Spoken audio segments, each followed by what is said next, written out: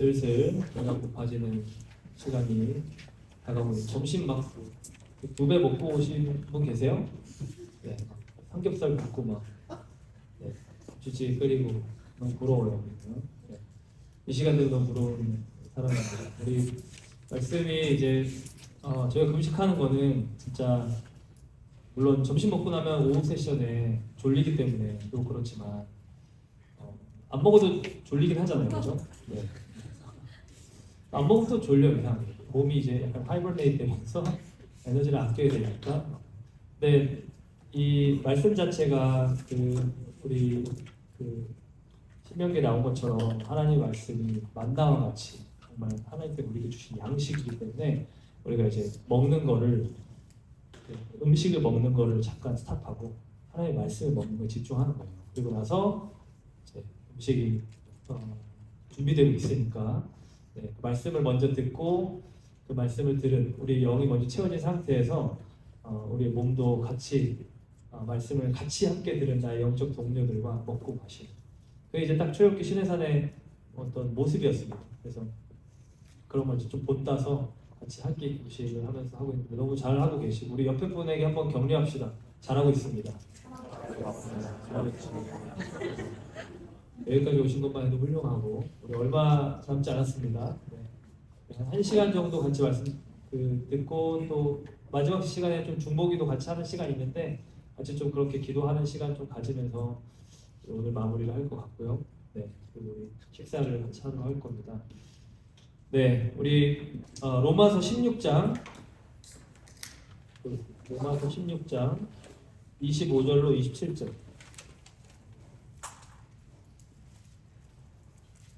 로마서 16장 25절로 27절.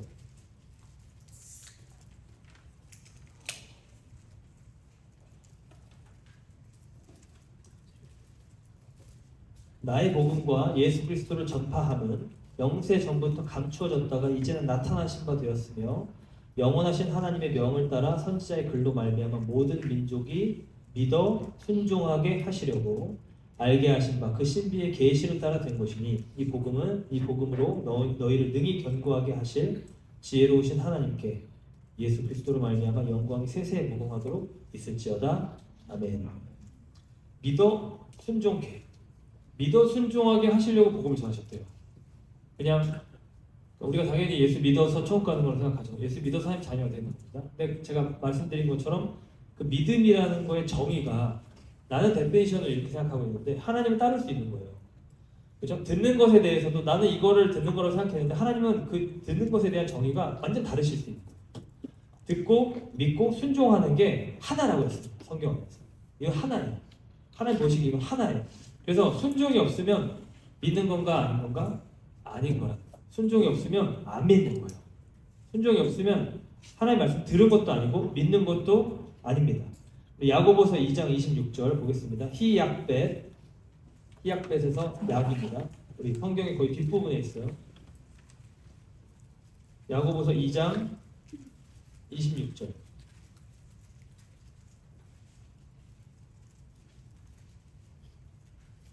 한번 같이 읽어보겠습니다. 2장 26절 야고보서 2장 26절 시작. 같이 영혼 없는 몸이 죽은 것 같이 행함이 없는 믿음은 죽은 것이니라. 순종이 없으면 믿음이다 아니다? 아니다. 믿음이 아닌 거예요. 그 말씀을 듣고 믿는다고 하면서도 행함이 없을 때 성경은 그 믿음을 인정한다 안 한다? 안 한다. 인정 안 한다. 그러니까 그거를 믿음이라고 안 합니다. 죽은 믿음이라고 합니다. 그 죽은 믿음이 너를 능히 구원하겠느냐? 하나님 한 분이신 줄 믿는데 잘하는도다. 마귀도 그걸 믿고 떠느니라. 이렇게 얘기해요. 그러니까 그거 가지고 되는 게 아니라 그러니까 마귀가 사탄이 하나님이 계신 거 누구보다 잘 알겠죠? 그렇죠? 그거 가지고 되는 게 아니에요. 그 말씀이 들어와야 되는 거예요. 마귀가 끝까지 할 수 없는 거 하나님의 말씀을 순종하는 거예요.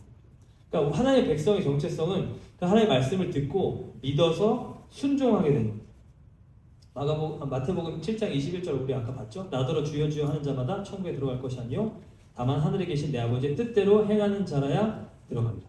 이게 율법주의를 말하는 게 아니에요. 그러니까 율법을 다시 지켜야 된다. 우리 지금 음식 갖고 온 음식 중에 다 이렇게 골라가지고 돼지고기 안 돼요, 뭐 안 돼요, 새우 안 돼요, 뭐 갑각류, 랍스터 안 돼요, 이런 걸 말하는 게 아니에요. 코셔를 하라는 게 아니에요. 할례를 받으라는 게 아니에요. 안식일 지키라는 게 아니에요. 율법을 지킴으로써 그 행위를 가지고 구원을 받는다는 말이 아니라 믿음으로 구원을 받는 건데, 그 믿음이 진짜 너희 안에 있으면 그 믿음에 합당한 행함이 나온다는 거예요. 그게 인간이 밭으로 비유된 거예요. 그래서 그 씨가 심겨져서 그게 자라갈 것이다. 그게 열매를 맺을 것이다.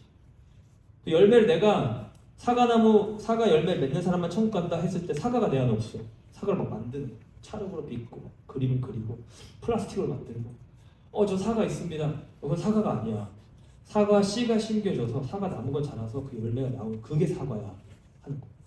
그러니까 그 하나님 나라에 들어가는 합당한 하나님 백성의 자격이 되는 그 말씀의 씨, 거듭난 것은 썩어질 씨가 아니라 항상 있는 하나님의 말씀으로 되었다.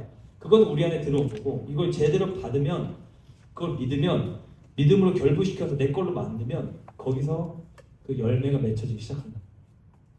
기독교 구원은 겉에서부터 속 안으로 행위로 내 안을 바꾸겠다가 아니라 속 안에서부터 변화되어 바깥으로 나오는 인사이드 아웃이라는.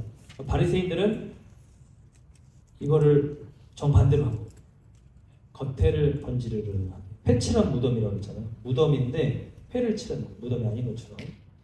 그래서 그 죽은 무덤이나 사람을 만지면 이스라엘 백성들 부정했거든요. 그러니까 성전에 올라가다가 자기도 모르게 무덤 터치하면 못 올라가요. 그래서 성전에 올라가는 게 거절됩니다. 제사장들이 그걸 다 체크하고 다 묻고, 그러니까 회칠한 무덤은 무덤 같지 않은데 사실상 무덤이어서 성전에 못 올라가게 하는 어떤 그런 영적인, 그러니까 겉만 번지르르 하고 속은 사실 썩어 있는 종교적인 가식인 거죠. 이러한 종교성 기독교 안에 있을까요, 없을까요? 있어요. 뭔가 내가 이걸 하면 더 나은 크리스찬이 되는 것 같은데, 그게 훈련이 돼서 나로 하여금, 그러니까 예를 들어 일일 수련회 같은 거를 이렇게 참여를 하면 이거 참여하는 것 자체 행위가 여러분을 더 나은 크리스찬으로 만드는 건 절대 아니지만, 이 자리에 와서 말씀을 듣고 예수를 진짜 믿게 되고 하나님의 그 거룩한 뜻에 나를 헌신하게 될 때, 그때 내가 크리스찬으로서 성장하는 거잖아요, 그렇죠? 그러니까 우리 교회 안에도 이 겉의 것을 자꾸 보면 볼수록 우리는 속는 거예요. 미혹을 받는 거죠. 속 안에를 봐야 돼요. 속 안에. 말씀이 우리 안에 들어올 때 우리 영 안에까지 들어와서 우리를 거듭나게 하면 안에서부터 바뀐다. 그 말씀 자체가 하나님으로부터 왔기 때문에 그 하나님의 생명을 가지고 있어서 우리를 거듭나게 한다. 이렇게 말씀이 들어오면 어떤 일이 생기냐면 이 말씀과 영적인 DNA가 똑같은 방향의 디자이어가 우리 안에 들어옵니다. 말씀이랑 똑같은, 우리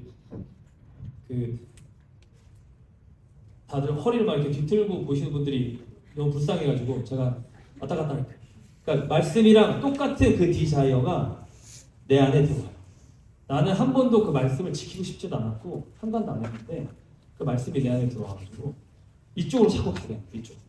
이쪽. 성경은 이쪽으로 가요. 나는 항상 이쪽으로 가고 싶어 했어. 근데 말씀이 딱 심겨진 순간 나는 익숙한 게 여기인데 자꾸 여기 누가 이렇게 자꾸 끄는 거예요. 내 안에서, 겉에서 누가 너 일로 가야지 구원받 이런 게 아니라 내 안에서 뭔가가 자꾸 이렇게 자꾸. 근데 나는 지금 죄인이고 사람들이 다 손가락질 합니다. 너 세리고 너 참기고 너 죄인이고 너 같은 애가 무슨 크리스찬이에요. 난 여기 진짜 내가 봐도 누더기예요. 근데 왠지 모르게 내 안에 저기 가고 싶어. 너무 저기가 사모가 돼.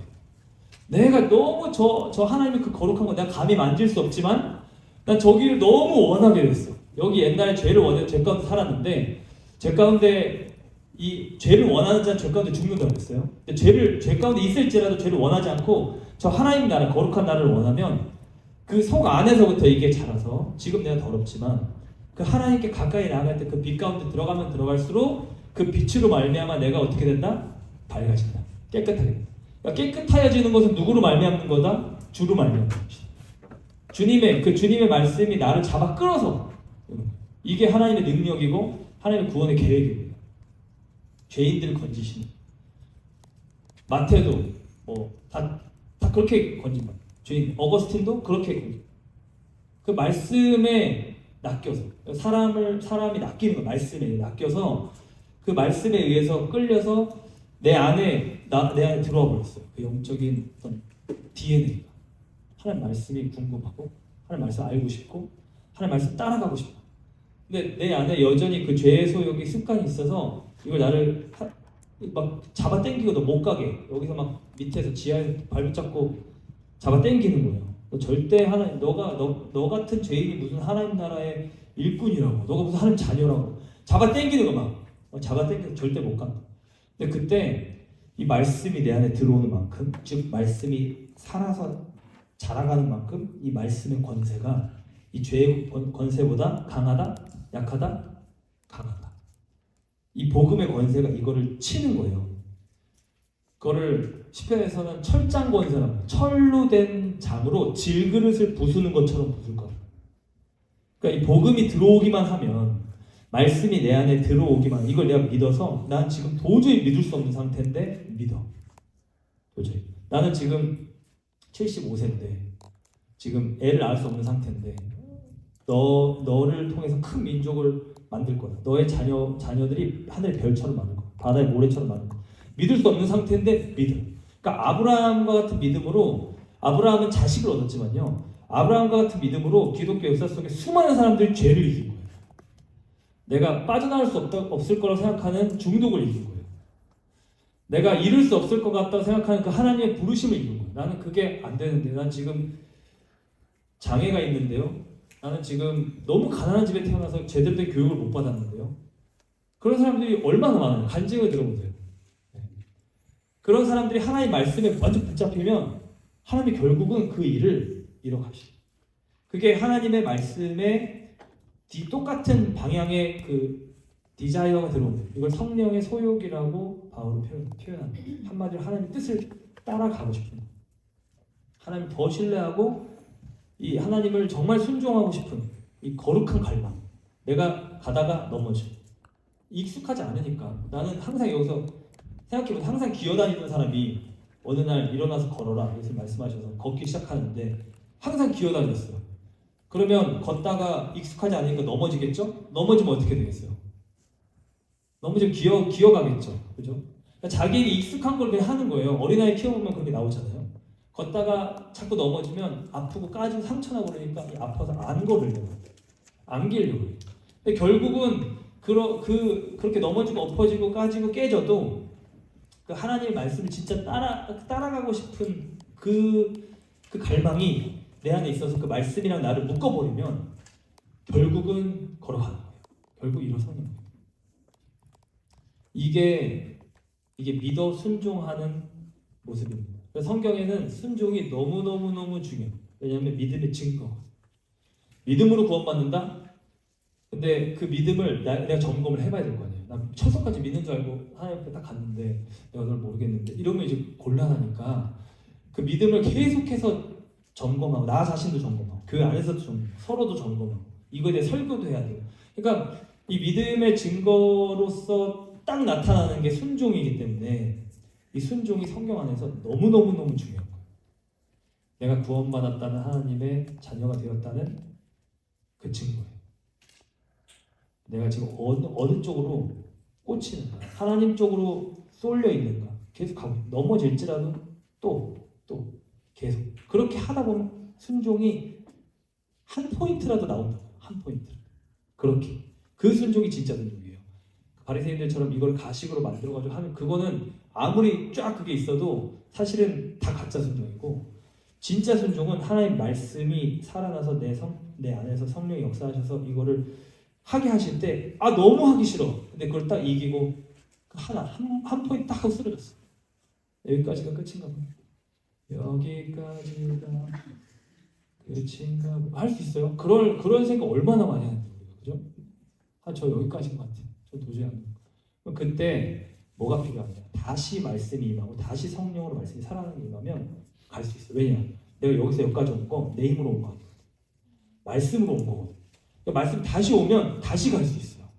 말씀이 필요한 거예요. 말씀이 내 안에 들어와서 살아날 때 그거를 믿고 제가 예전에 트러스트 앤 오베이 설교했을 때 말한 것처럼 아브라함은 우리 전 세션에 봤던 것처럼 믿는 거에 있어서도 온전함을 찍었어요. 나 못 가는데 갔어. 말씀 따라. 순종에 있어서도 온전함을 찍었어요. 자기가 그렇게 얻은 백세에 얻은 그 진짜 금쪽 같은 아들을 하나님께 바쳤어요. 이 순종이 그 아브라함의 믿음이 다 지금 완성됐어도 순종을 통해서 컨펌됩니다. 창세기 22장을 보겠습니다. 창세기 22장.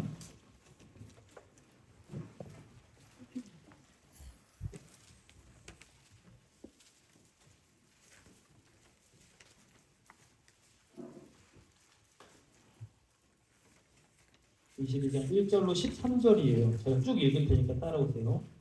창세기 22장 1절로 3절.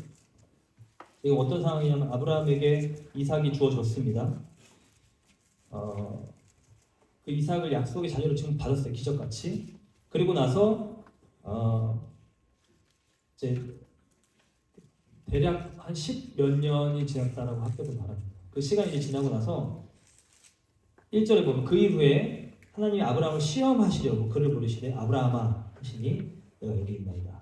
2절에 여호와께서 이르시되 내 아들 내 사랑하는 독자 이삭을 데리고 모리아 땅으로 가서, 지금 유대인들은 이게 성전산이라고 생각합니다. 이스라엘에 있는 모리아 땅으로 가서 거기 내가 내게 일러준 한 산 거기서 그를 번제를 드려요. 솔로몬이 이 산 찾아서 성전 지었다라고 말해요. 그러니까 지금 아브라함이 바친 곳이 성전이고 지금 다시 거기에 성전 하는 그런 일들이 벌어지고 있는. 아무튼 그러니까 거기서 번제로 드려라.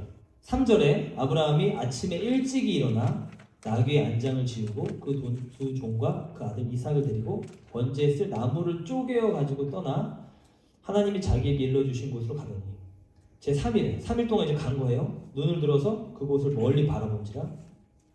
여기서 5절에 종들에게 나귀랑 여기서 기다리라 하고 난 아이와 함께 저기서 예배하고, 예배, 경배, 하나님께 완전히 다 드리는 거, 샤하며 번제로 다 드리는 거, 우리가 너희에게로 돌아올 것이다. 6절에 이에 번제 나무를 가지고 아들 이삭에게 지우고 자기는 불과 칼을 손에 들고 두 사람이 동행하더니 7절에 이삭이 묻습니다. 아버지 아브라함에게 말하여 이르되 내 아버지여.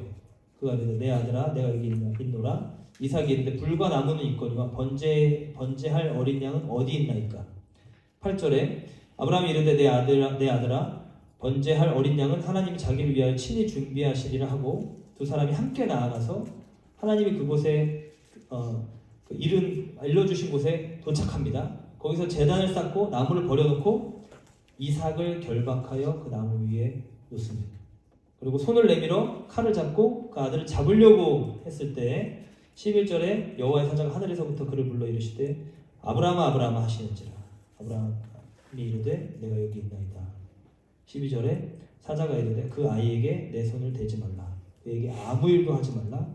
내가 내 아들 내 독자까지도 내게 아끼지 아니하였으니 내가 이제야 내가 하나님을 경외하는 줄 아노라. 그러면서 이렇게 13절에 보니까 숫양이 숲풀에 걸려 있어요. 뿔이. 그래서 그 양을 대신해서 번제를 드렸다.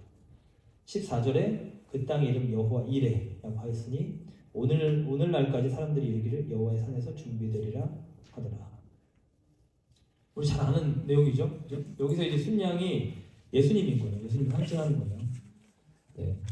아브라함이 이삭을 바치는 거는 사실 하나님, 제가 전에도 말씀드렸지만 하나님이 그 아들 예수 그리스도를 우리 인류를 위해서 주시기 위한 그 예정된 그 구원의 사역을 위한 예표입니다. 하나님이 아브라함이 하나님 친구예요. 하나님 벗이라고 불렀습니다. 그 친구랑 인간 대표 아브라함, 하나님 서로 아들을 맞교환하는 거예요. 전적으로 자신의 생명을 내어준 거예요. 아브라함. 하나님은 그걸 요구하신 이유가 지금 아들 예수 그리스도, 하나님의 아들을 우리를 위해서 내어주시기를 작정하셨기 때문에 지금 나랑 똑같은 마음인지 보시는 거예요. 나 아들 지금 줄 건데 너도 네 아들 나한테 줄 수 있니? 아들 10명 있으면 20살부터 30살까지 10명 낳았어요. 그러면 그 중에 한 명 바치죠 뭐. 이게 아니라 100세에 얻은 그 아들 독자 한 명, 그 독생자 한 명을 하나님을 위해서 바치는 거예요. 하나님과 인간 대표 아브라함 사이에 엄청난 언약이 지금 벌어져요. 그래서 예수 그리스도께서 아브라함의 자손으로 이 땅에 오신 거예요. 여기서 포인트는 12절에 너가 순종했는데 내가 이제야 너가 지금 아끼지 않았어. 독자도 아끼지 않았고 내가 말한 대로 그대로 다시 순종했는데 내가 이제야 너가 정말 나를 경외하는 줄을 알겠다. 지금 너의 순종을 통해 너의 믿음이 증명되었다. 그걸 말씀하시는 거예요. 그러니까 내 믿음을 말할 때 순종을 뗄 수 없습니다. 절대 못해요. 만약에 떼면 나만 떼는 거예요. 나만. 아무도 안 떼요. 진짜 크리스찬들 아무도 안 뗍니다. 사탄도 어떻게 거짓말을 해가지고 막 속이든 알아요. 순종을 떼버리는 게 믿음 아니라 알아요. 그렇기 때문에 떼라고 해요. 하나님 안 떼십니다. 지금 하나님의 사자, 천사 다 알아요. 그러니까 내 믿음과 순종을 떼어냄과 동시에 사실 나는 속는 거예요. 이게 시작이에요. 제가 아까 말했죠. 순종할 마음을 안 갖고 하나님 뜻을 자꾸 묻는 거, 이거 가증한 거. 점점 그 하나님의 그 감동이 떨어져요. 점점 속기 시작해. 내 스스로 내가 막 만들어내거든요. 머릿속에서. 전에 이런 일이 있었고 저래 내가 이런 사람 간증을 들었고 성경에 이런 구절이 있고 이런 내가 그 기독교 역사에서 이런 케이스를 아는데 막 넣어보려고 해요. 내가 순종하기 싫어서. 그게 스스로 속는 겁니다. 갈라디아서 6장 7절로 8절 우리 한번 찾아볼까요? 갈라디아서 6장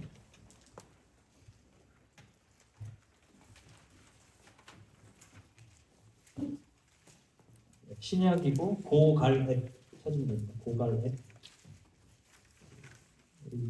8번째 책입니다. 신약 처음에서 갈라디아서 6장 7절로 8절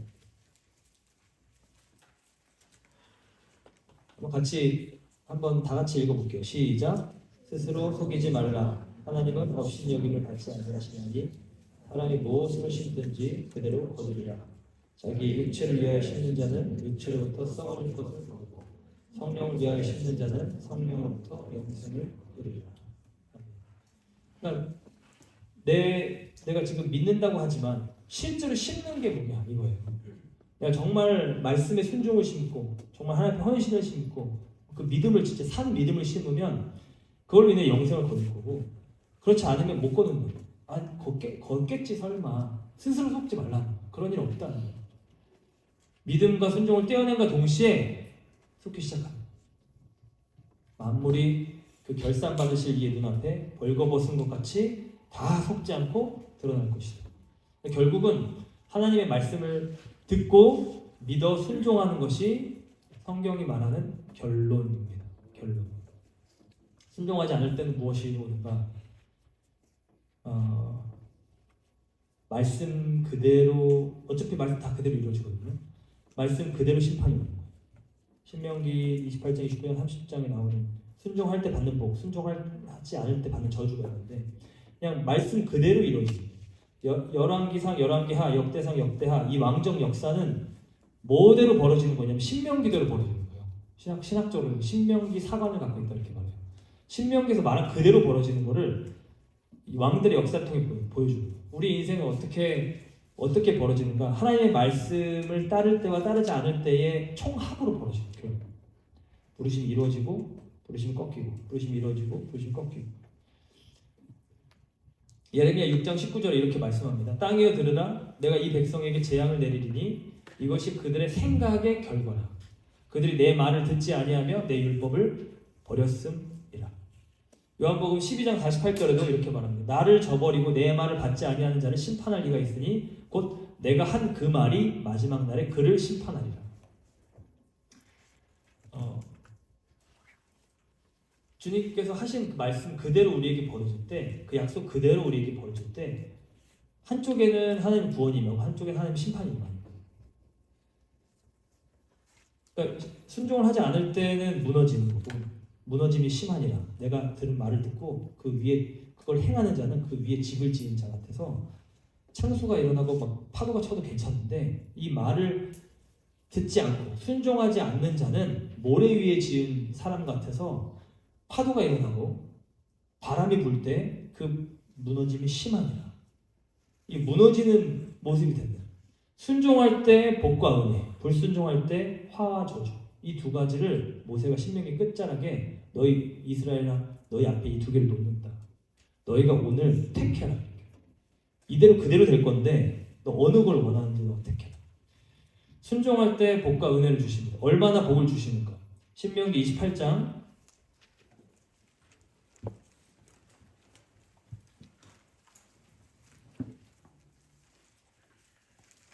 1절로 14절. 신명기 28장 1절로 14절. 놀라운 복들을 하나님 약속하시는데 1절부터 유도로 따라오십시오. 내가 내 하나님 여호와의 말씀을 삼가 듣고 내가 오늘 내게 명령하는 그의 모든 명령을 지켜 행하면 내 하나님 여호와께서 너를 세계 모든 민족 위에 뛰어나게 하실 것이다. 내가 내 하나님 여호와의 말씀을 청종하면 듣고 순종하는 거죠. 이 모든 복이 내게 임하며 내게 이르리니 성읍에서도 복을 받고요. 들에서도 복을 받을 것이며 내 몸의 자녀와 내 토지의 소산과 내 짐승의 새끼와 소와 양의 새끼가 복을 받을 것이며 내 광주리와 떡반죽 그릇이 복을 받을 것이며 내가 들어와도 복을 받고 나가도 복을 받을 것이다. 여호와께서 너를 대적하기 위해 일어날 적군을 내 앞에서 패하게 하시리라. 그들이 한 길로 너를 치러 들어왔으나 내 앞에서 7길로 도망하리라. 여호와께서 명령하사 내 창고와 내 손으로 하는 모든 일에 복을 내리시고 내 하나님 여호와께서 내게 주신 땅에서 내게 복을 주실 것이며 여호와께서 내게 맹세하신 대로 너를 세워 자기의 성민 거룩한 백성이 되게 하시리니 이는 내가 내 하나님 여호와의 명령을 지켜 그 길로 행하였음이니라. 하나님 백성이 어떻게 됐다고요? 명령을 지켜서 행했기 때문에. 땅의 모든 백성이 여호와의 이름이 너를 위하여 불리는 것을 보고 너를 두려워하리라. 여호와께서 내게 주리라고 내 조상들에게 맹세하신 땅에서 내게 복을 주사 내 몸의 소생과 가축의 새끼와 토지의 소산을 많게 하시며 여호와께서 너를 위하여 하늘의 아름다운 보고를 여시사 내 땅에 때를 따라 비를 내리시고 내 손으로 하는 모든 일에 복을 주시리니 내가 많은 민족에게 꾸어줄지라도 너는 꾸지 아니할 것이요 여호와께서 너를 머리가 되고 꼬리가 되지 않게 하시며 위에만 있고 아래에 있지 않게 하시리니 오직 너는 내가 오늘 내게 명령하는 내 하나님 여호와의 명령을 듣고 지켜 행하며 내가 오늘 너희에게 명령하는 그 말씀을 떠나 좌로 나오거나 치우치지 아니하고 다른 신을 따라 섬기지 아니하면 이와 같으리라. 아멘입니까? 그러니까 이 하나님의 말씀을 정말 믿고 따를 때 하나님은 한마디로 말하면 내가 그냥 너가 상상하는 거 이상으로 복을 줄게 이거예요. 내가 그냥 알아서 다 해줄게. 내가 다 그냥 책임져 줄게. 내가 그냥 다 돌봐줄게. 이것까지도 복 주실 거예요? 그것까지도 복 줄게. 그냥 너라는 존재와 관련된 모든 것을 내가 그냥 다 복 줄게. 복의 근원이 되는 건 똑같은 거죠. 이 하나님의 말씀을 정말 믿고 따를 때 은혜를 베푸죠. 근데 제가 사실 처음 은혜 받을 때 이와 같은 메시지를 통해서 은혜를 받기 시작했거든요. 그러니까 그때만 해도 저는 이제 제가 바이어스돼 있을 수도 있지만 한국 교회 어떤 나름 대표적인 교회에 다니고 연합 집회도 막 다니고 해서 제가 어릴 때 기억을 해보면 그러니까 막 기도 열심히 하고 하나님 복 주실 거다. 예수님 잘 믿으면 복 주실 것이다. 진짜 하나님만 섬겨라. 그러니까 복음은 복음인데 뭔가 그러니까 이 말씀 앞에 나를 쳐서 복종케 한다든지 이 말씀을 주의 깊게 듣고 이 말씀을 떠나지 않는다든지 이 말씀을 정말 온전히 듣고 순종해서 이 말씀을 따라가는 것이 정확하게 무엇인지 그것에 대해서 잘 못 들었던 것 같아요. 초등학교 때도 초등부 예배에 잘 안 가고 대예배 갔었거든요. 제가. 그러니까 거기서 제가 다 소화해낼 수 없었기 때문에도 그렇지만 사실 저만 그렇게 생각한 게 아닌데 2007년도에 오카노 목사님 연합 집회를 할 때 오카노 목사님 그런 것에 대해서 자기도 고백하시고 한국 교회에 대해서도 외쳤거든요. 그러니까 겉으로는 살았다고 하지만 사실은 죽은.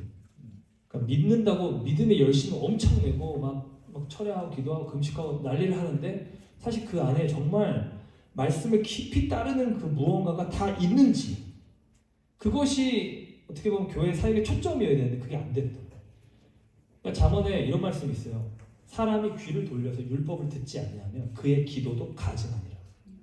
그러니까 말씀이 들어와 있지 않으면 하나님의 백성이 아닌데 지금 계속 하나님 앞에 다고다고 하니까 지금 무언가가 지금 어긋나서 잘못된 상태로 가고 있다는 거예요.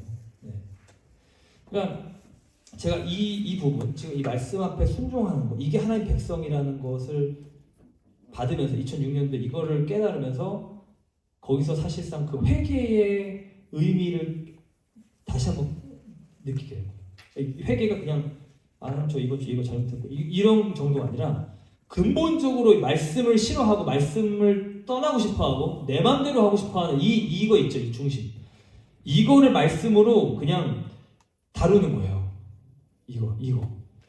얘가 감정하게 해서 삐지게 만들고, 이게 감정해서 자기 연민하게 만들고, 이거 해서 내 기분 나쁘게 하고, 여기에 다 올라오거든요. 내 생각대로, 내 소견에 좋은.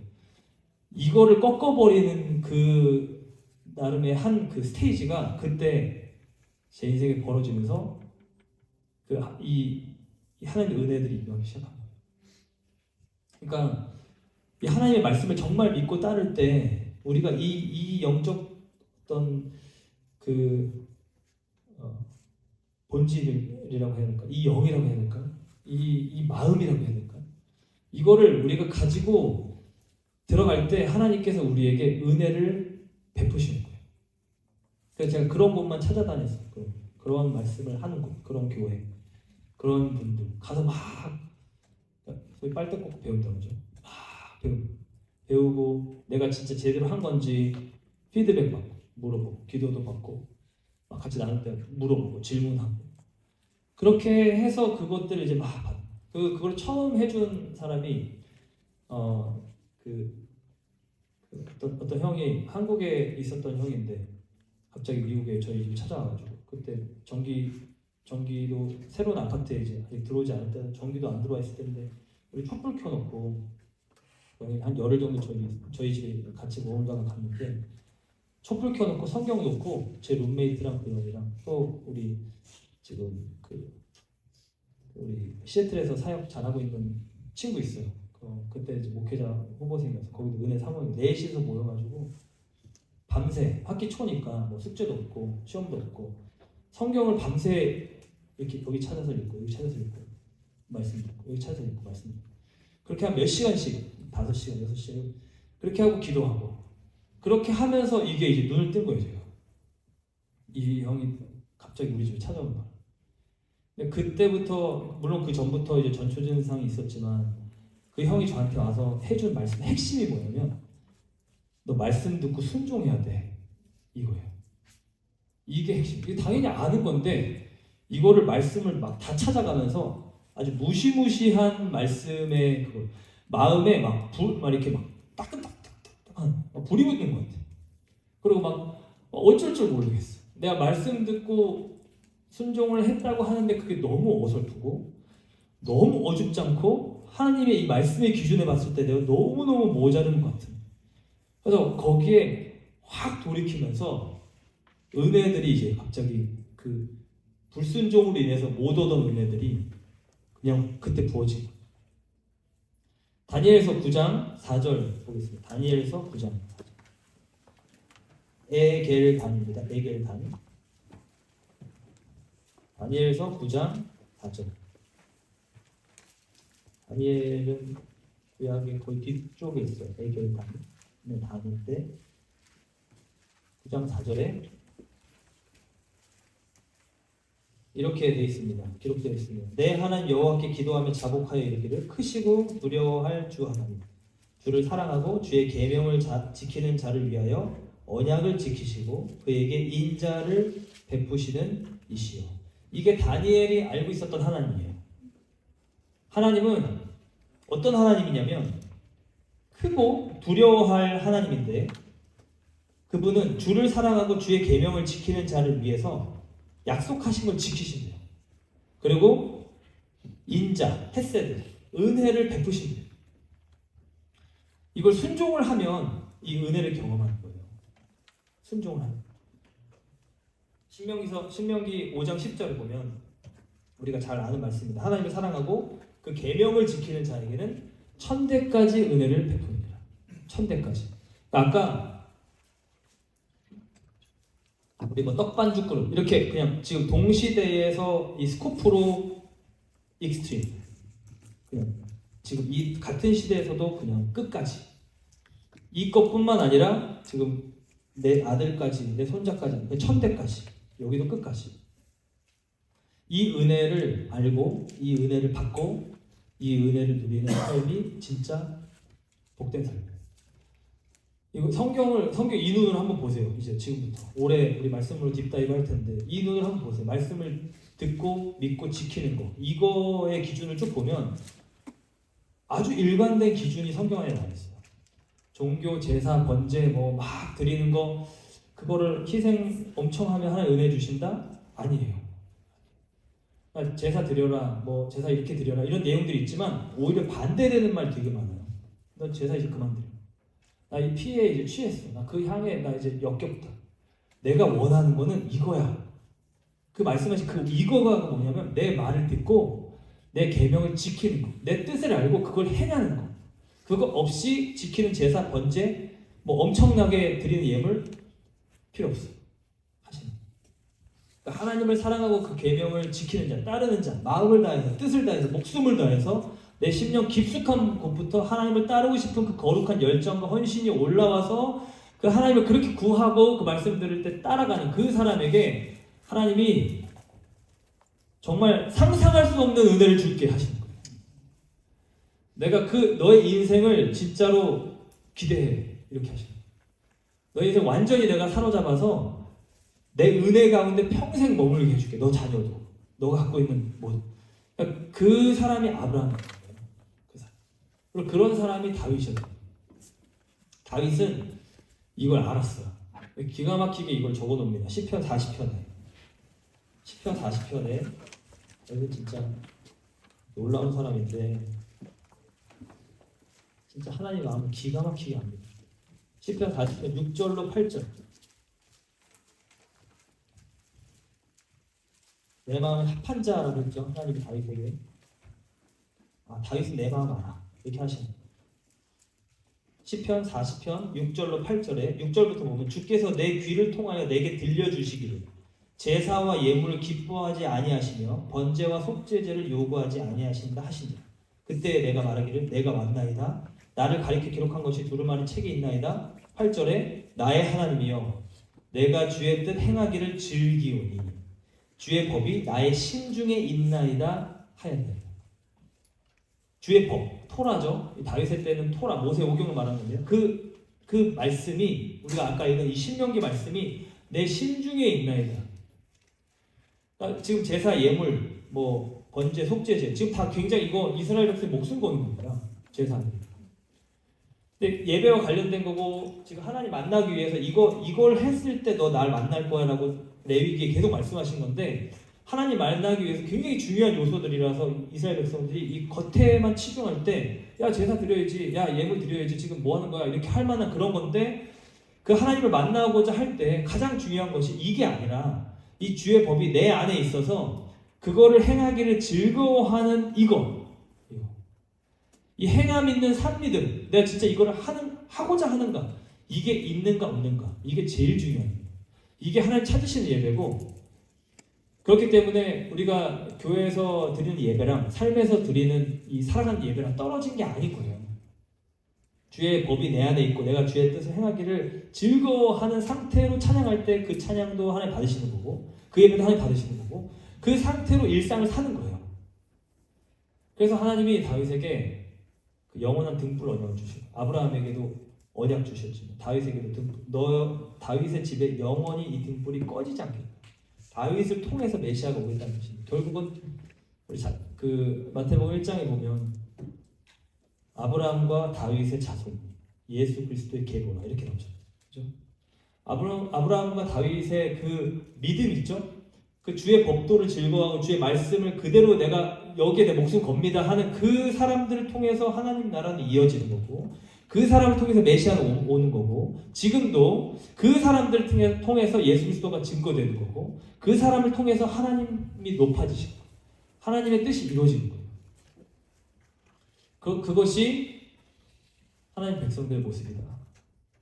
그래서 이렇게 다윗은 너무 하나님의 마음을 알았기 때문에 그 역대하 21장 7절에 뭐라고 표현했냐면 하나님이 다윗이 지금 죄를 짓고 막 다윗의 집이 무너지는데도 하나님 뭐라고 하시냐면 다윗의 집을 멸하기를 기뻐하지 아니하셨다.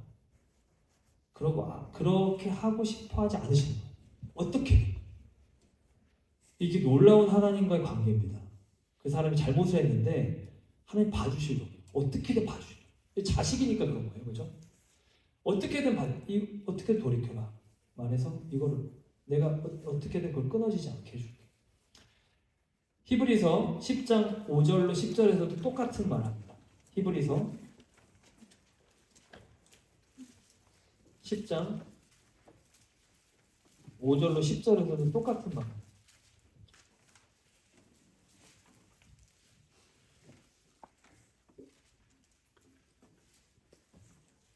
5절부터 그러므로 주께서 세상에 임하실 때 이르시되 하나님이 제사와 예물을 원하지 아니하시고 오직 나를 위하여 한 몸 예수 그리스도죠 예비하셨도다.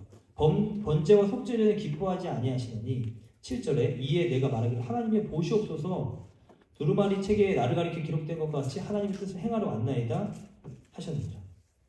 위에 말씀하시길 주께서 그 밑에 보면 제사와 예물 번제와 속죄제 원하지도 아니하시고 기뻐하지도 아니하신다고 하셨고 9절에 그에 말씀하시기를 보시옵소서 내가 하나님의 뜻을 행하러 왔나이다 하셨으니 하나님의 뜻을 행하러 왔나이다. 예수님이 지금 이렇게 하셨다는 거예요. 나는 아버지의 뜻만 행하러 왔다. 첫째 것을 폐하시면 둘째 것 구약 옛 언약을 폐하시면 새 언약을 세우려 하십니다. 10절에 이 뜻을 따라 예수 그리스도의 몸을 단번에 들이심으로 말미암아 우리가 거룩함을 얻었노라. 그러니까 예수님은 행하신 게 뭐냐면 결국 아브라함과 다윗의 자손으로 오셔서 행하신 게 뭐냐면 그 번제, 속죄제, 종교적인 의례, 의식 막 거창하게 하는 거 이거에 혹한 게 아니라 거기에 막 초점 맞추고 막 더 대단한 걸 추구하신 게 아니라 아버지의 뜻을 따라서 자기를 던지신 거예요. 그것만 행하려고 하신 거예요. 아버지의 뜻을 행하러 왔나이다. 이 완전한 순종, 이 완전한 순종. 미가서 6장 보겠습니다. 미가서 6장. 이 내용이 곳곳에 나와요. 진짜. 저도 이 내용들을 배우면서 묵상하면서 또 저를 가르치셨던 선생님들이나 선배들, 믿음의 그 형님들 배워가면서 제가 아는 말씀들이지만 이게 배울 때마다 이게 막 꿰어지는 거죠. 고슬이 꿰어지듯이. 미가서 6장 6절로 8절에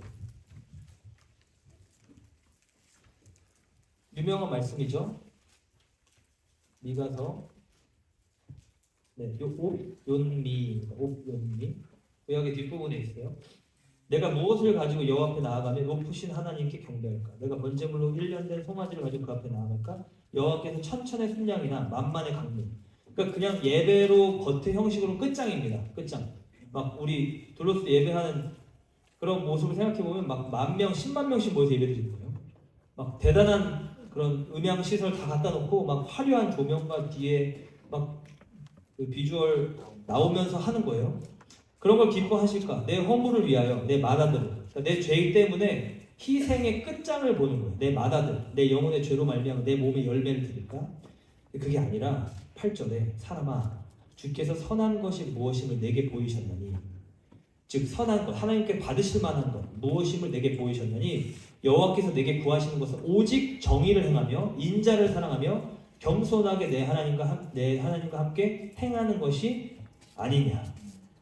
이 정의, 뮤시파트, 하나님의 규례, 하나님의 법 이거를 행하고 인자, 헤세드, 그 하나님의 은혜를 알고 그 하나님의 은혜를 입고자 그걸 사모하고 하나님의 동행, 할라크, 그 할라크 하나님의 명령이라는 뜻에서 유래했대요. 그 하나님의 명령을 따를 때 그 명령은 일로 가고 난 일로 가고 이게 아니라 하나님의 명령을 같이 걷는 거.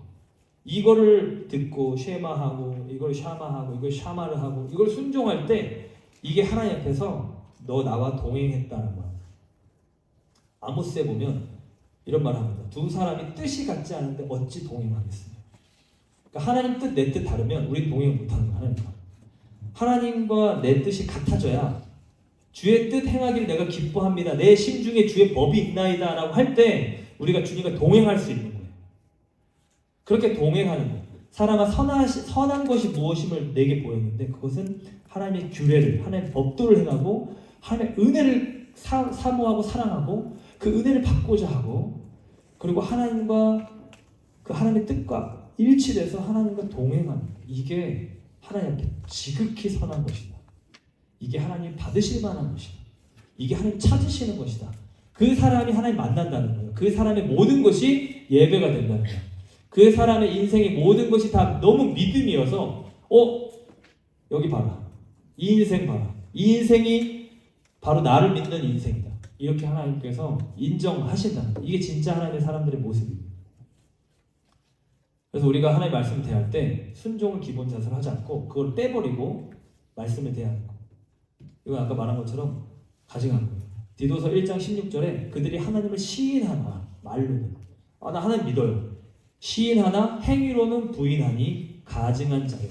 복종하지 아니하는 자요. 모든 선한 일을 버리는 자입니다. 지금 선한 것이 무엇인지 보였는데 나 그렇게 할 거예요. 나 그렇게 하고 있어요. 라고 말하는데 말로는 시인하지만 행위로는 부인하니 가증한 자요. 모든 선한 일을 버리는 자니라. 그래서 주의 말씀을 들을 때 우리는 그 말씀대로 내게 이루어질 겁니다라고 하는 나 믿어요 라고 하는 것뿐 그 믿음 귀한 건데 그렇게 믿는 경우들 정말 너무 감사한데 그것뿐만 아니라 그 믿는 바가 이루어지려면요 제가 이렇게 청년들 사역을 해봐도 약속을 받은 사람도 있어요. 그리고 진짜 그 안에 이 사람 믿음이 있구나. 이 사람 영적 어떤 그 하나님과 그 스토리도 있고요. 본질도 있고요. 겉의 모습 어떻든 상관없이 그 안에 받은 그 하나님이 받은 말씀의 씨가 있어요. 근데 그것이 꽃 피우려면 아까 말한 것처럼 밭에 비유한 것처럼 이 돌 치워야 되고 가시덤불 치워야 되고요. 그 과정은 즐겁지 않아요. 그거는 힘들어요. 그건 내가 싫어하는 것도 해야 돼. 내가 정말 하기 싫은 거 해야 돼. 내가 정말 두려울 때도 해야 돼. 그러니까 그 말씀을 받은 것도 귀한데 그거 받고 하나님 말씀 무조건 이루어지지 않냐는 거예요. 이루어질 거라는 거예요. 그렇게 믿는다는 거예요. 나도 아멘인데 나 그거 지금 더 빨리 이루어지려고 내가 지금 붙잡고 얘기하는 건데 그거 그냥 믿는다고 스스로 말로만 해서 되는 게 아니야. 이 말을 해주고 싶어요. 그 말을 여러 방식으로 해줍니다. 제가. 그게 아니라 그걸 따라서 행해야 돼요. 그 말씀이 인도하는 말 따라. 나는 하나님 이렇게 하실 거래요. 난 꿈도 이렇게 꿨고 하나님이 우리 어머니한테 이렇게 해주셨고 목사님 이렇게 했고 저는 그거에 대해서 이러이러한 관점 기가 막힌 관점 쫙 해도 그걸 믿는 건 좋은데 그걸 믿는다고 지금 시인하는 건 좋은데 그게 진짜 믿음과 그 말씀이 우리에게 유익이 되려면 정말 우리가 그 말씀을 진짜 행함 있는 산 믿음으로 따라가는 모습이 보여야 돼요. 아무것도 안 하고 그렇게 무조건 될 거야. 내 마음대로 살면서 될 거야. 하나님 전지전능하시니까 어떻게 된 거다? 속은 거다. 네, 속은 거예요. 순종과 믿음을 떨어뜨려 버리려고 하는 이 마귀의 계계에 속은 거예요. 왜 속냐? 내가 그렇게 하고 싶거든. 순종을 안 하고 싶거든. 내가 이걸 뺐으면 좋겠거든. 나 이걸 순종을 안 하고 믿기만 하면 된다. 이런 말 듣고 싶거든. 그러면 너무 마음 편하니까. 내가 안 해도 되니까. 그런 일은 없어. 순종이 없으면 그 말씀이 지금 내 안에 온전히 자리 잡지 못합니다. 내 안에 돌덩이 깨뜨려야 되고요. 내 안에 가시덤불 이 엉겅퀴 다 제거해야 돼요. 땅에 다닥다닥 붙어있는 거 다 제거해요. 그러니까 나를 분토와 같이 진토와 같이 깨뜨리는 그 과정들을 통해서 그 들은 바 말씀이 그제서야 이루어져요. 그래서 성경 안에서 요셉 꿈꾸고 나서 바로 외국 총리 된 거 아니잖아요. 그렇죠? 말도 못하는 일들 다윗도 기름 부음 받고 왕 될 거라 생각했지만 바로 된 거 아니잖아요. 말도 못하는 고난의 시기. 모세도 마찬가지. 그죠? 그 과정을 거치면서 결국 뭐 하는 거냐면 이 약속이 이루어지는 것을 막아서는 기운을 막는 다른 것들을 하나 제거하시고 계속. 근데 이거에 협조를 안 하면 내가 날 위해서 해주고 계시는데 협조를 안 하고 그만 좀 가져가세요. 가시덤불 엉겅퀴 그만 좀 가져가세요. 제발. 이게 얼마나 나를 보호하고 지키고 소중한데. 그러면 이게 더디 이루어지는 거예요. 이게 될 수가 없어요. 그래서 지혜 있는 자는 이 주의 말씀을 따라서 거기에 나를 드리는 거. 여기에 순복하는 거. 이게 말씀을 들을 때 가장 중요한 영적 자세다라고 말할 수 있어요. 히브리서 4장 7절. 우리 계속 지금 몇 번 봤는데 히브리서 4장 7절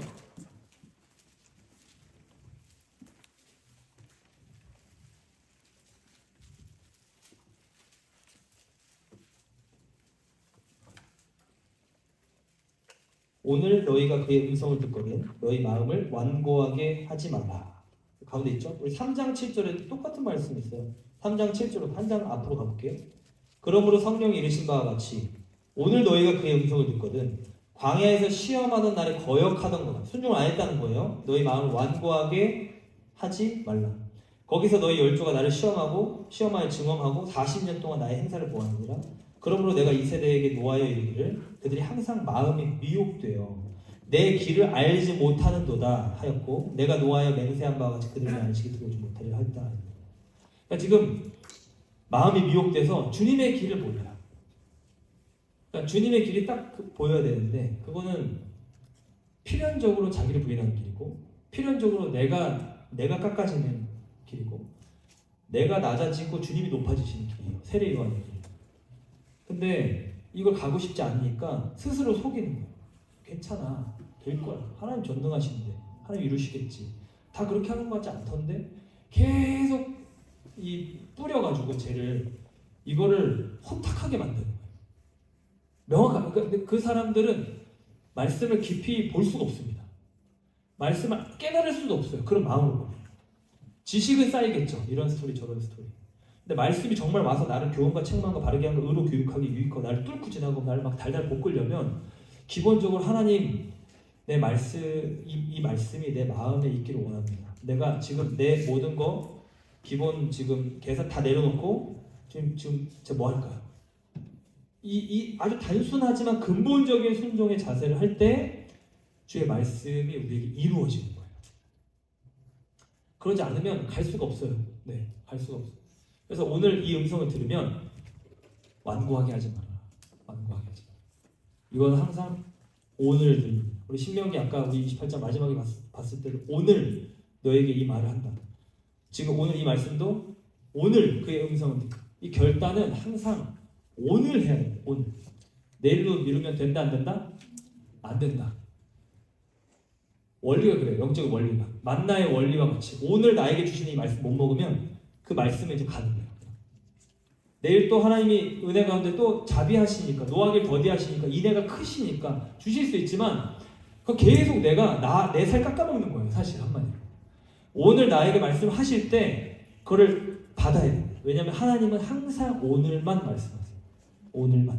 하나님께는 항상 오늘밖에 없어요. 지금밖에 없어요. 하나님께 항상 현재입니다. 시간에 두 가지가 있다. 저도 말씀드리고 우리 고성준 목사님 오셔서 작년에 말씀하셨는데 시간에 두 가지. 그 첫 번째는 크로노스, 두 번째는 뭐였죠? 카이로스. 그분이 지금 책 제목이기도 해요. 카이로스. 크로노스는 물리적인 시간의 개념, 똑딱똑딱 1초, 2초라면 카이로스는 영원성이 부여된 시간의 개념입니다.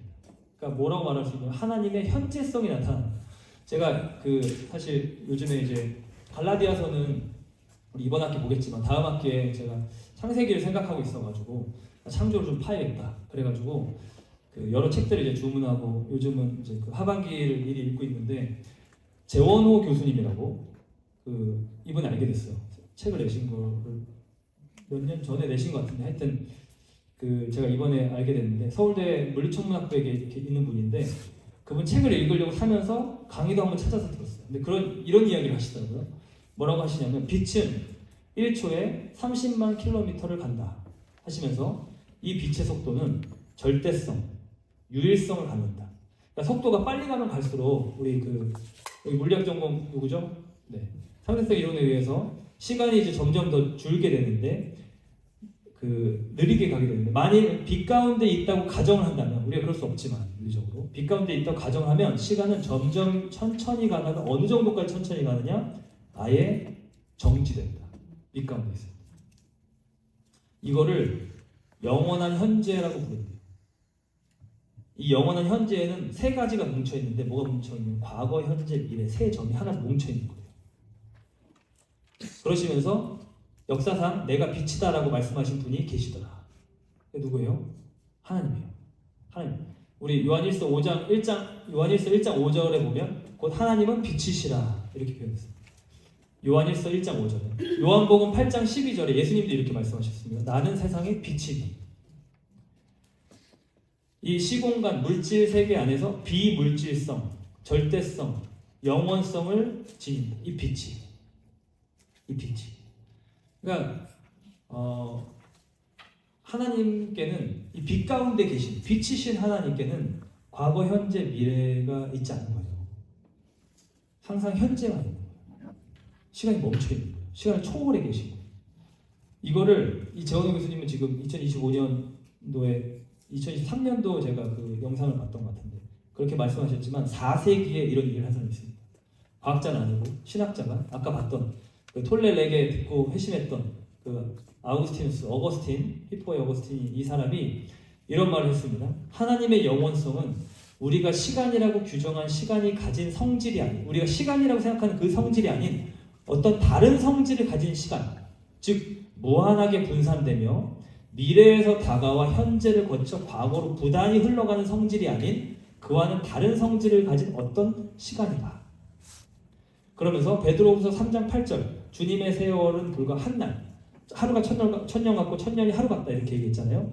주님의 세월은 불과 한 날이며 주님의 날은 되풀이되지 않고 언제나 오늘이옵니다. 주님의 오늘은 내일에게 자리를 양보하지 않고 어제를 뒤쫓아가지 않나이다. 주님의 오늘은 영원입니다. 이렇게 얘기했어요. 지금 이게 다 같은 얘기를 하는 겁니다. 주님께서 우리 삶에 말씀하시고 개입하시는 그때는 우리 크로노스로만 가다가 갑자기 카이로스가 임하는 거예요. 그때 고성준 목사님 보여주신 그 그림이 있었잖아요. 카이로스가 확 내려오는 이 하나님의 영원성이 우리 삶에 개입해서 들어오는 그 현재예요. 그 영원. 그게 오늘이에요. 성경에 오늘이라고 표현돼요. 고린도후서 6장 2절에 이렇게 되어 있습니다. 이르시되 내가 은혜 베풀 때에 너를 듣고 구원의 날에 너를 도왔다 하였으니 보라 지금은 은혜 받으면 안 돼요. 보라 지금은 구원의 날이다. 우리 시편 2편 7절 한번 찾아볼게요. 시편 그래서 배가 고픈 것 같아요. 진짜 저도 꼬르륵 주여 말씀을 주옵소서. 말씀으로 배불리게 해주옵소서. 시편 2편 7절에 보면 내가 여호와의 명령을 전하노라 여호와께서 내게 이르시되 너는 내 아들이라 오늘 내가 너를 낳았고 오늘 내가 너를 낳았다. 그 밑에 보면 철장으로 그들을 깨뜨리며 질그릇같이 부수리로 하시되 아까 제가 말씀했던 그 말씀이죠. 그러니까 지금 이 하나님의 아들에게 내가 내 나라에 유업을 줄 것이다.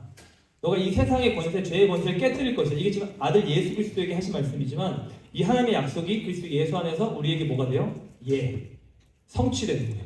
예수님으로 말미암아 그 하나님의 모든 약속이 우리에게 이루어지는 거예요. 그러니까 이 오늘이라고 하는 우리가 하나님을 만나는 때 그건 항상 오늘이에요. 그러니까 하나님이 우리 삶에 개입해 오시는 그때를 놓치지 말라는 거예요. 오늘 그의 음성을 듣거든 완고하게 하지 말라. 이게 하나님이 정하실 때고요. 하나님 지금 내 삶에 걸어 들어오실 때고요. 그러니까 그냥 늘 있는 무언가 크로노스적인 생각으로 보면 늘 여기 있으니까 내가 여기 있다가 잠깐 저기 갔다가 다시 와도 저 나무는 그대로 있겠지. 근데 하나님의 때는 움직여요. 그러니까 하나님이 이때 지나가시는 때가 있는 거예요. 갑자기 지나가시는 때가 있는 거예요. 그러면 내가 여기에 그걸 기다리고 있다가 지나가시는 걸 보고 지나가시네? 나 잠깐 근데 딴 데 잠깐 다시 갔다 와도 또 오시겠지 하지 못한다는 거예요. 카이로스는 그냥 똑같이 반복되는 시간이 아니라 계속 그 자리에 있는 시간이 아니라 하나님의 주권과 인격적으로 결정하셔서 들어오시는 시간이라는 거예요. 그러니까 하나님이 내 삶에 오실 때 그때 하나님 붙잡아야 된다는 거예요. 그때 하나님 만나야 된다는 거예요. 그때 하나님 나에게 말씀하실 때 그걸 들어야 된다는 거예요. 그러지 않으면 다시 듣지 못할 수도 있는 거예요. 그 말씀에 대해서. 물론 하나님이 아까 말씀드린 것처럼 오래 참으시기 때문에 우리에게 다시 말씀하시지만 제가 우리 제자훈련 하면서도 그렇고 몇 번 간증했던 건데 제가 순종을 4월달쯤인가 2018년에 4월달쯤인가 안 했어요. 그리고 나서 한 7개월 정도 괜찮았어요. 근데 그리고 다시 각성을 했을 때 그때 다시 하는 말씀이셨어요. 그러니까 그 시간을 생각하면 좀 무서워요. 불순종하고 이렇게 살 수 있구나.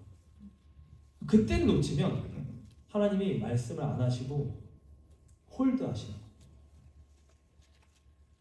하나님 말씀하시고 우리 삶에 개입해 오신 그때를 놓치지 말라는 겁니다. 이게 여호와의 정하신 때, 구약에 보면 여호와의 날, 이런 표현이 있어요. 여호와의 날.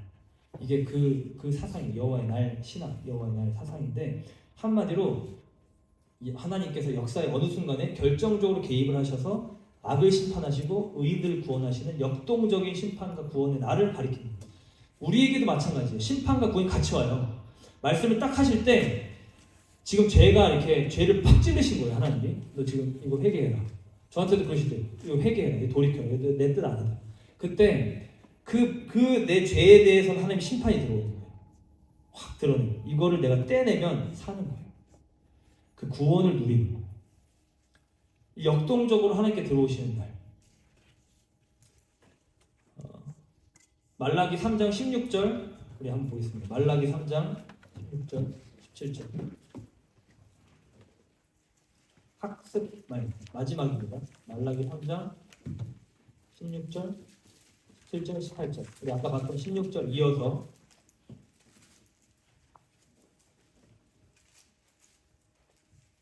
그때 여호와를 경외하는 자들이 피차에 말하매 여호와께서 그것을 분명히 들으시고 여호와를 경외하는 자와 그 이름을 존중히 여기는 자 아까 그거 봤죠? 정말 그 이름을 존중히 여기는 자를 여호와 앞에 있는 기념책에 기록하셨느니라. 17절에 만군의 여호와가 이르노라 나는 내가 정한 날에 하나님 정한 날이 있대요. 하나님이 이 날이다. 이 날은 주의 지으신 주의 날을 기뻐하고 그 날, 그 주님이 정하신 그 날이 있죠. 그 날에 그들을 나의 특별한 소유로 세굴라, 보석, 보배 삼을 것이요 또 사람이 자기를 섬기는 아들을 아낌과 같이 내가 그들을 아끼리니 그때 너희가 돌아와서 의인과 악인을 분별하고 하나님 섬기는 자와 섬기지 않는 자를 분별하리라. 하나님의 구원과 심판 같이 임한다는 거예요. 그 마지막 때 주님이 오시면 바벨론 심판받고 하나님 백성 구원받는 거예요. 항상 알곡과 쭉정이를 걸르는 이 패턴이 계속 성경 안에 있습니다. 하나님께서 이 정한 날에 여호와를 경외하고 그 말씀을 존중하고 그 말씀을 청종하고 행하는 그들을 하나님의 특별한 소유로 세굴라로 보석으로 삼으실 것이다. 이 보석은 하나님의 완전함을 상징합니다. 결정체예요. 결정체. 완전 순종의 결정체. 이 출애굽기 28장에 이게 나오는데 우리 출애굽기 28장 한번 볼까요? 네, 익숙한 말씀이 아닐 것 같아서 봐야 될 것 같아요. 출애굽기 19장에 먼저 등장하고 28장에 등장합니다. 28장을 먼저 한번 찾아볼게요. 28장 11절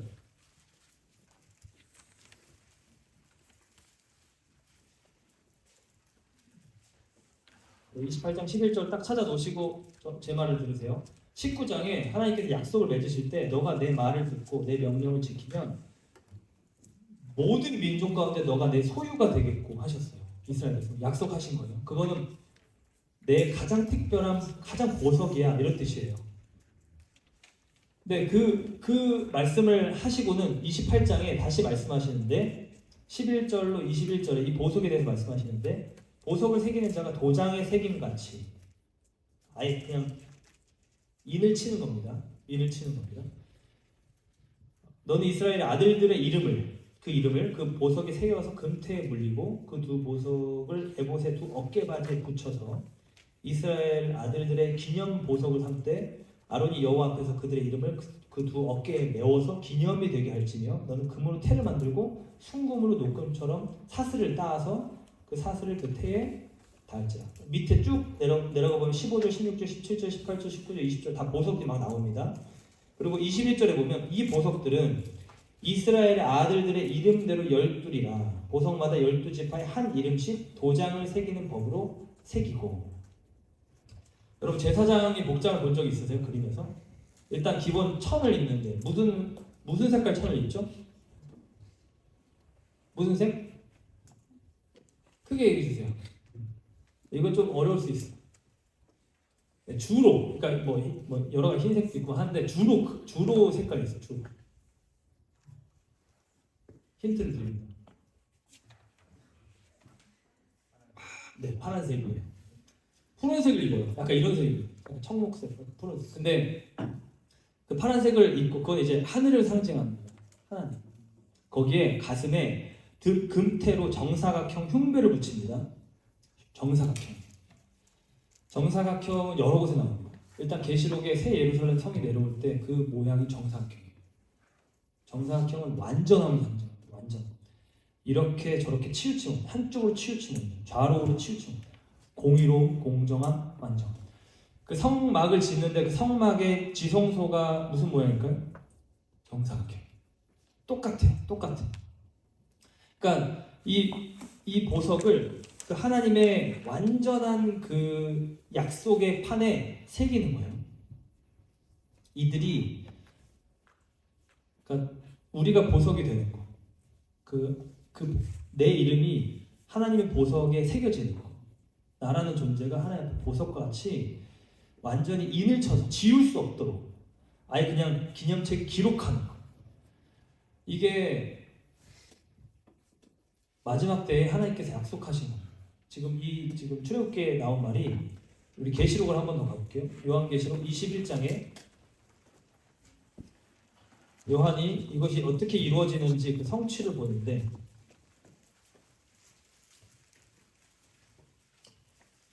9절로 11절입니다.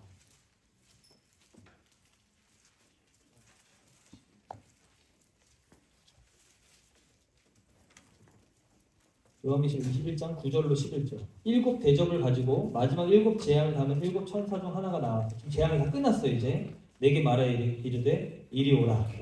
일로 오십시오. 내가 신부 교회입니다. 곧 어린 양의 아내를 내게 보이리라 하고 성령으로 나를 데리고 크고 높은 산으로 올라가 하나님께로부터 하늘에서 내려온 거룩한 성 예루살렘을 보이니 하나님의 영광이 있어 그 성의 빛이 지극히 귀한 보석 같고 벽옥과 수정같이 막더라.